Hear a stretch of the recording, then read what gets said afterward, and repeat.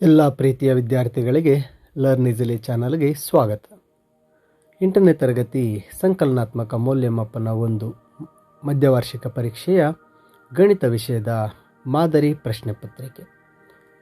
ಇಲ್ಲಿ ನಿಮ್ಮ ಪರೀಕ್ಷಾ ದೃಷ್ಟಿಯಿಂದ ಪರೀಕ್ಷೆಗೆ ಸಿದ್ಧರಾಗಲು ಅಭ್ಯಾಸಕ್ಕಾಗಿ ಮಾದರಿ ಪ್ರಶ್ನೆ ಪತ್ರಿಕೆಯನ್ನು ನೀಡಲಾಗ್ತಾ ಇದೆ.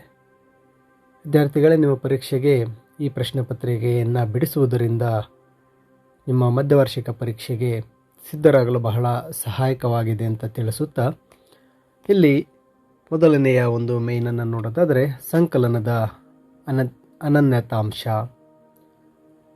ಇಲ್ಲಿ ಉತ್ತರ ಆಪ್ಷನ್ ಎ 0. ಎರಡನೆಯ ಪ್ರಶ್ನೆ, ಸಮಾಂತರ ಚತುರ್ಭುಜದ ಅಭಿಮುಖ ಬಾಹುಗಳು ಡ್ಯಾಶ್ ವಾಗಿರುತ್ತವೆ, ಸಮವಾಗಿರುತ್ತವೆ. ಇನ್ನು ಮೂರನೇ ಪ್ರಶ್ನೆಗೆ ಬಂದಾಗ, ಈ ಕೆಳಗಿನವುಗಳಲ್ಲಿ ಯಾವುದು ಪೈಥಾಗೋರಸ್ನ ತ್ರಿವಳಿ ಅಲ್ಲ? Option D 5, 12, 15. ನಂತರ 4ನೇ ಪ್ರಶ್ನೆ, ಈ ಕೆಳಗಿನವುಗಳಲ್ಲಿ ಯಾವುದು ಪೂರ್ಣ ಘನವಾಗಿದೆ? ಇಲ್ಲಿ ಸರಿಯಾದ ಉತ್ತರ ಆಪ್ಷನ್ ಡಿ 1728. ಇನ್ನು ಎರಡನೆಯ ಒಂದು ಮೇನ್ಗೆ ಬಂದಾಗ, ಈ ಕೆಳಗಿನ ಪ್ರಶ್ನೆಗಳಿಗೆ ಉತ್ತರಿಸಿ. ಇಲ್ಲಿ 5 ಪ್ರಶ್ನೆಗಳಿದೆ. 3x = 2x+1 ರಲ್ಲಿ x ನ ಬೆಲೆ ಕಂಡುಹಿಡಿಯಿರಿ. ಇಲ್ಲಿ ಲೆಕ್ಕವನ್ನು ಸಹ ಬಿಡಿಸಲಾಗಿದೆ.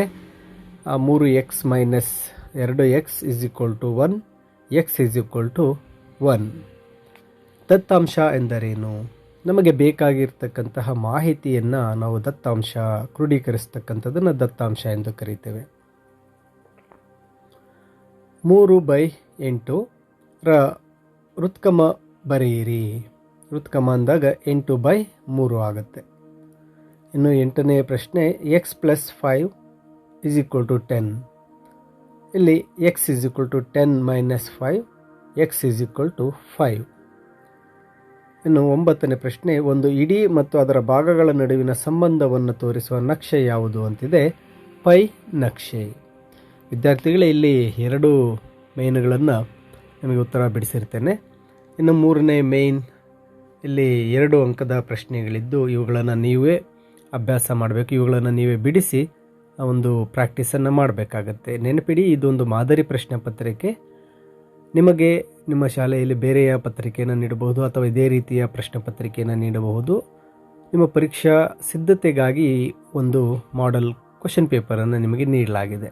ಹಾಗೆ ಇನ್ನೂ ಹೆಚ್ಚಿನ ವಿಡಿಯೋಗಳನ್ನು ನೀವು ತಪ್ಪದೇ ನೋಡಲು ಲರ್ನ್ ಈಸಿಲಿ ಚಾನಲ್ಗೆ ಸಬ್ಸ್ಕ್ರೈಬ್ ಮಾಡಿ ಅಂತ ತಿಳಿಸುತ್ತಾ ಎಲ್ಲರಿಗೂ ಧನ್ಯವಾದಗಳು.